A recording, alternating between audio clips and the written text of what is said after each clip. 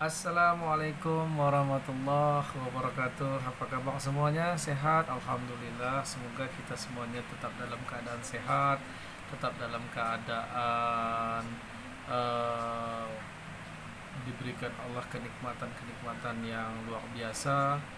Dan yang paling pokok, kita tetap dalam keadaan beriman kepada Allah, dan Allah tetapkan yakin dan iman kita kepada Allah Subhanahu wa taala, yang sedikit pun Allah tak selipkan keraguan terhadap keyakinan kita kepadanya. Kemudian tak pula lupa kita haturkan selawat berangkaikan salam kepada junjungan kita Nabi besar Muhammad sallallahu alaihi wasallam. Semoga kita semuanya yang hadir pada kesempatan hari ini, pada sahabat, wabil khusus kepada orang tua kita, kita sendiri telah mendapatkan syafaat dari beliau di yaumil akhir nanti. Saudara-saudara sekalian, hari ini saya mengajaknya bercerita sedikit terkait soal sebuah kisah. Kisah itu kisah tentang seorang anak, antara anak dengan mak yang selama ini jauh berbeda daripada zaman dulu. Zaman dulu dengan zaman ini perbedaannya sangat jauh. Bila kita kelih dari cerita-cerita pada zaman-zaman masa dulu, ada sebuah cerita yang bisa menjadi pembicaraan kita pada hari ini, yaitu tentang macam mana mak kita yang sungguh luar biasa dari dulu tetap terus sampai hari ini mencurahkan kasih sayangnya kepada kita. Bercakap tentang soal mak, teringat pada satu kisah. Kisah tu memang dibuat oleh Allah Subhanahu wa taala sehingga dapat kita kisahkan pada hari ini buat anak-anak kita. Kisah itu adalah sebuah kisah tentang seorang anak yang bernama Maling Kundang, yang anak tersebut dalam kisah diceritakan bahawa anak tu telah durhaka kepada mak dia sehingga anak tu dikutuk mak dia menjadi batu. Jadi ini sungguh luar biasa kalau kita kelih daripada sejarah yang terjadi, daripada kisah yang terjadi. Kutukan mak pada masa itu sungguh mustajab, sungguh dikabulkan oleh Allah Subhanahu wa taala. Nah, ini yang perlu menjadi pembelajaran dekat kita, bahawa memang betul doa seorang mak itu sangat mustajab dan bisa langsung kontan dikabulkan oleh Allah Subhanahu wa taala. Contoh yang terjadi pada seorang anak yang bernama Maling Kundang, dikutuk oleh mak dia, kemudian dikabulkan oleh Allah sehingga anak tadi dikutuk menjadilah batu pada satu kisah tersebut. Nah, hal itu terjadi dikarenakan diri anak itu tidak mengakui mak dia di muka calon bini dia. Nauzubillah min zalik. Nah, ini kita semua menjadi pembelajaran di kita. Kita sama-sama saling mengingatkan. Mudah-mudahan kita, anak-anak kita tidak menjadi anak-anak yang durhaka kepada mak kita, kepada orang tua kita. Mudah-mudahan kita tetap diberikan petunjuk oleh Allah, tetap sayang kepada mak kita, tetap mencintai mak kita, tetap jaga mak kita dengan baik macam mana mak kita menjaga kita dari dalam kandungan sampai kita lahir dan sampai kita besar.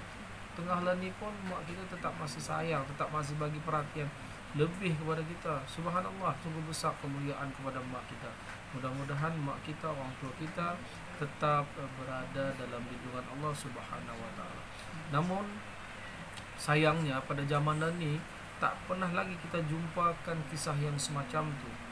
Dan ni yang kita jumpakan banyak betul ya, budak-budak, anak-anak membuat hal-hal yang sifat dia sudah terhitung dalam kategori menjadi anak yang durhaka kepada maknya.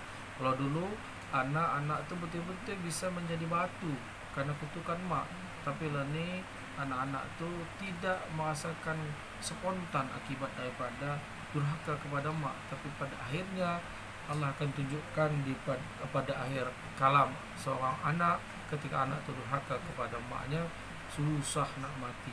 Nauzubillah, jangan sampai kita semacam itu. Dan ni sering betul kita tengok, selalu kita jumpa seorang anak yang sudah masuk dalam kategori durhaka karena dia selalu cakap, berbahasa tuh bahasa yang kasar, lalu menokoh orang tua depa. Kadang-kadang bahkan depa bentak, depa jerkah mak depa sendiri, dan bahkan ada sampai tega betul berperilaku berbuat kasar kepada orang tua depa.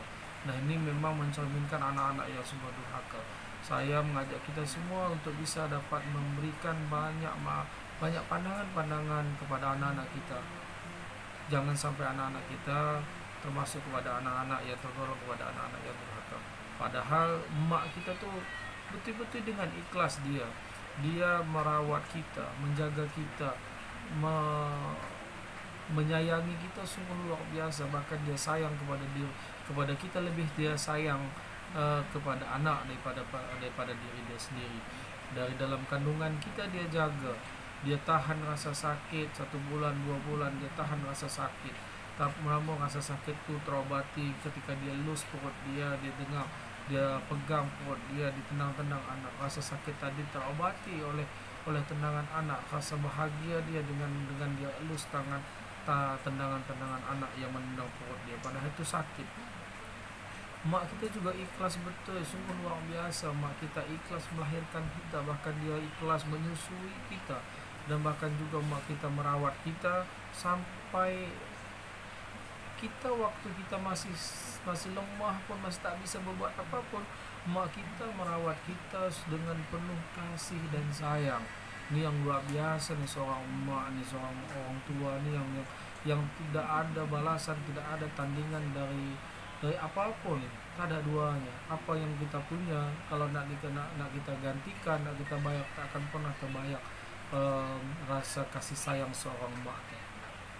Macam mana Allah telah berfirman dalam surat Al-Quran, surat Luqman ayat 14, yang artinya, dan kami, kata Allah, telah perintahkan kepada manusia. Kepada siapa? Kepada manusia, kepada kita, untuk berbuat baik. Berbuat baik kepada siapa? Kepada 2 orang ibu bapa dia, 2 orang mak dan ayah dia, untuk berbuat baik.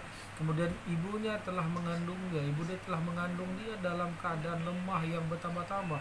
Lemah mak mengandung kita itu bertambah-tambah, setiap hari bertambah-tambah, dan menyapinya selama 2 tahun. Mak kita menyusu kita itu selama 2 tahun, dia susu kita.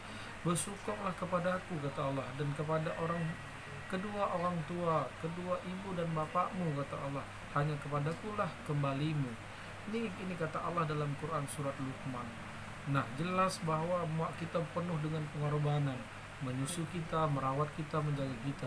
Tak ada pernah sedikit pun dia merasa lelah, tak ada sedikit pun dia merasa letih untuk menjaga dan merawat kita. Tapi ketika dia di masa pada akhir usianya, pada usia dia yang sudah renta, sudah tua, kita bahkan mencampakkan mak kita, bahkan kita kadang-kadang tidak mempedulikan kepada mak kita. Bahkan kadang ada anak-anak yang tega mengantarkan maknya, orang tuanya ke tempat-tempat panti asuhan. So, nauzubillah min dzalik. Moga kita tidak termasuk golongan anak-anak yang semacam itu. Kemudian ada mak juga yang merawat kita, mak juga yang menjaga kita dari bayi, dari balita hingga kita dewasa. Masih terus mak bagi kasih sayang kita yang tak ada pernah berhenti. Mak bagi kasih sayang sampai kita sudah berumah tangga pun, kasih sayang mak tak pernah luntur. Selalu dia tanya kita, selalu dia tanya kabar kita. Kalau kita tak datang, tak tengok, kadang mak tu merasa sedih. Inilah yang patut kita koreksi diri kita. Apakah kita betul-betul sayang, betul-betul sudah mengabdi kepada mak kita, mengabdi kepada mak kita itu? Apakah kita tidak pernah berkata kasar kepada mak kita? Ini memang sulit payah kita jumpai hal-hal yang semacam ini.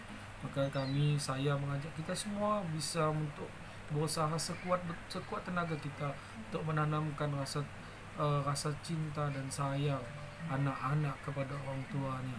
Terutama kita berharap anak-anak kita juga bisa menyayangi kita semacam mana kita menyayangi mereka semasa mereka waktu kecil.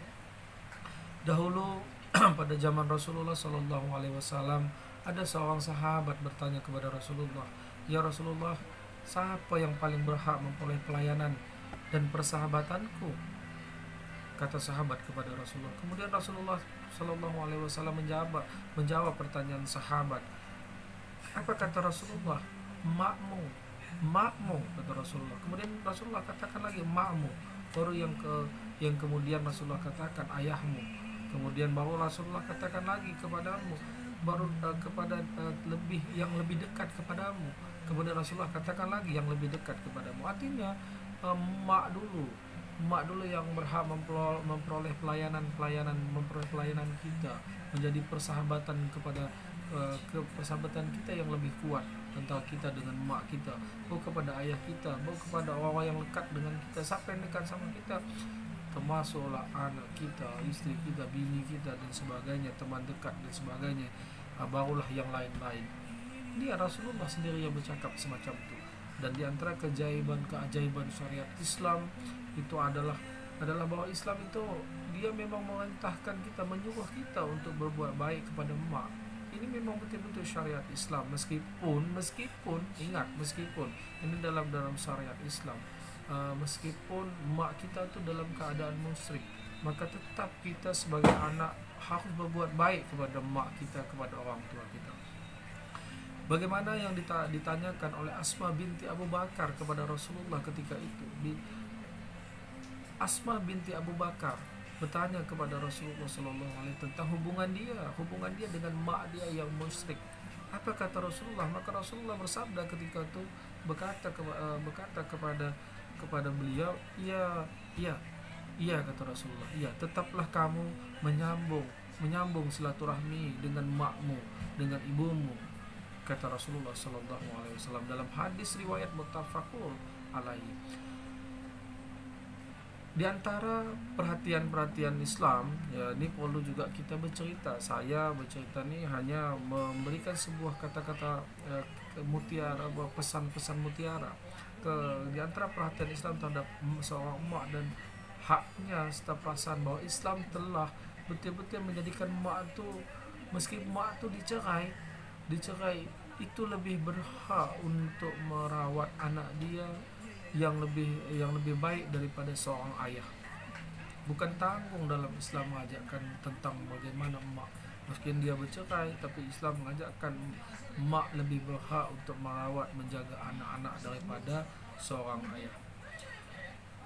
Saudara-saudara sekalian, yang kemudian ada lagi keberadaan ibu, keberadaan emak kita yang telah diperhatikan oleh Islam dengan sepenuh hati ini, dan yang telah diberikan untuk hak-haknya. Maka dia juga mempunyai kewajiban. Emak juga punya kewajiban. Dia apa kewajiban seorang emak? Kewajiban emak itu adalah dia mendidik anak-anak dia, mengajak anak-anak dia, menanamkan kemuliaan kepada anak-anaknya, menjauhkan anak-anak mereka itu dari kerendahan yang membiasakan mereka, dari kerendahan keimanan kepada Allah. Kemudian membiasakan anak-anak mereka itu untuk taat kepada Allah, dan mereka mak itu mendorong anak-anak mereka itu untuk mendukung sebuah kebenaran yang tidak menghalang-halangi mereka untuk terus berjihad karena mengikuti perasaan keibuan dalam hatinya.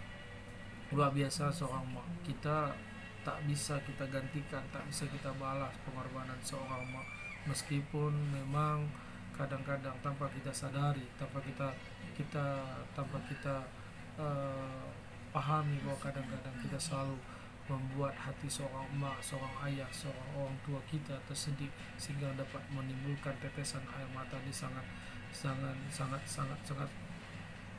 jangan sampailah hal-hal semacam ini bisa terjadi kepada kita. Jangan sampai air mata emak kita, jangan sampai air mata orang tua kita jatuh karena sebab perilaku kita. Kemudian ada hal yang beberapa lagi kewajiban kita kepada seorang orang tua, kepada orang tua kita. Ada kewajiban seorang anak kepada orang tua.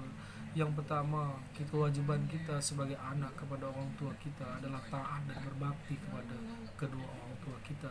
Selama orang tua kita tidak memerintahkan, tidak menyuruh pada kemusyrikan, orang tua kita tidak menyuruh pada kemusyrikan, pada kebodohan, kemudian tidak menyuruh kita kepada hal-hal yang buruk, maka tetaplah menjaga tata krama dan kebaikan kita kepada kedua orang tua kita, terutama kepada mak kita. Kemudian yang selanjutnya adalah kita harus senantiasa berdoa kepada Allah, berdoa untuk kedua orang tua kita. Di dalam doa kita di dalam doa kita untuk orang tua kita adalah Rabbi firli wali walidayya warhamhuma kama rabbayani shaghira. Selipkan doa-doa ini, senantiasa berdoalah kepada Allah, bermunajatlah kepada Allah untuk segera Allah ampunkan segala dosa-dosa dan salah-salah kedua orang tua kita. Kalau perlu segala dosa salah orang tua kita memohon dan munajat kepada Allah agar salah dan dosa kedua orang tua kita itu kalau bisa biarlah kita yang menanggung dosa dia yang terdahulu, bahkan dosa orang tua kita yang akan datang. Biarkan Allah bebankan segala dosa-dosa orang tua kita itu kepada kita sebagai bentuk bakti kita, dan itu juga belum cukup meskipun dosa-dosa orang tua kita terdahulu dan akan datang Allah limpahkan kepada kita semuanya. Kemudian kita perlulah menjaga ucapan dan perkataan kita kepada mak dan ayah kita. Bercakaplah dengan sopan, bercakaplah dengan lemah lembut. Nada bercakap kita jangan lebih tinggi dari perkataan-perkataan orang tua kita. Ini selalu terjadi. Ini selalu kita alami. Kita tengok anak-anak kita zamanan cakap kadang-kadang bahasa mereka pun lebih tinggi daripada bahasa orang tua. Ini perlulah kita kembali ajarkan, tanamkan kepada anak-anak kita untuk tetap menjaga sopan santun, menghormati kedua orang tua. Jangan sampai mereka lupa bahwa mereka tuh hadir ada di muka bumi itu karena kedua orang tua kita, terutama terhadap emak kita. Mudah-mudahan emak-emak kita, ayah-ayah kita, saudara-saudara kita semua yang dimanapun, yang seiman, yang tetap keimanan dan ketakwaan kita, sehingga dipertemukan kembali di surganya Allah Subhanahu wa Ta'ala, dan Allah ridhoi pertemuan kita, dan kita tetap masih bisa berkumpul dengan orang tua kita, dengan emak kita, dengan saudara-saudara kita, dengan ayah-ayah kita, dan dengan keluarga kita, keluarga yang diberkahi oleh Allah Subhanahu wa Ta'ala. Amin ya rabbal alamin. Saudara sekalian, mudah-mudahan kata-kata mutiara yang hari ini kami ceritakan ini bisa kita jadikan ikhtibar kepada kita, macam mana bisa kita mendidik anak-anak kita menjadi anak-anak yang soleh, berbakti kepada kedua orang tua kita. Mudah-mudahan mak kita, ayah kita tetap dalam keadaan sehat. Surga kita, Tuhan kita di dunia adalah kedua orang tua kita. Surga kita masih terbuka, pintu surga kita masih terbuka ketika masih ada kedua orang tua kita. Mudah-mudahan di sisa-sisa umur orang tua kita masih bisa berbakti, menjaga, merawat, dan membaktikan diri kita kepada kedua orang tua kita. Mudah-mudahan Allah senantiasa memberikan kemudahan kepada kita untuk menjadi anak yang berbakti kepada kedua orang tua kita. Demikian kata-kata mutiara, semoga ini bisa dijadikan manfaat, bisa bermanfaat untuk kita semua. Akhirul kalam, billahi taufiq wal hidayah. Assalamualaikum warahmatullahi wabarakatuh.